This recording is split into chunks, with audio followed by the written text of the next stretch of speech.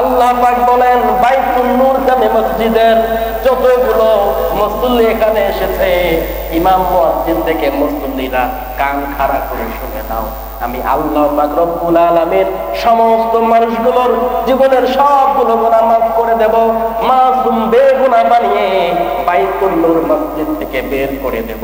তিনটা সিদ্ধান্ত যদি তোমরা নিতে পারো, তিনটা সিদ্ধান্ত কি? এক নম্বরে ইল্লা মান তাবা, তাওবা করা লাগবে। কি করা লাগবে? আমি আল্লাহর নিকট তাওবা করা লাগবে, ফিরে আসা লাগবে। পূর্বের যতগুলো গুনাহ আমি করেছি, পাপ আমি করেছি, আর পাপ কাজ করব না। রব্বুল আলামিন নামাজ কাজা করছি, আর নামাজ কাজা করব না। জমি ফাঁকি দিয়ে মেরে খেয়েছিলাম, ওজনে কম দিয়েছি, সুদ খেয়েছি, ঘুষ খেয়েছি। রব্বুল আলামিন আর এগুলোর মধ্যে আমি নাই, আমি এখনই তাওবা করলাম। এই তাওবার সিদ্ধান্ত যদি কোনো বান্দা নিতে পারে, ওয়া আমানা, এবং ঈমান আনতে পারে। এক নম্বরে কি বললাম বলেন? তাওবা, তাওবা করা লাগবে। দুই নম্বরে ওয়া আমানা, আল্লাহর উপর বিশ্বাস স্থাপন করা লাগবে, তার মানে ঈমান আনা লাগবে। ওয়া আমিলা ওয়া আমালান সালিহা, তিন নম্বরে ভালো ভালো কাজ করার সিদ্ধান্ত নেওয়া লাগবে।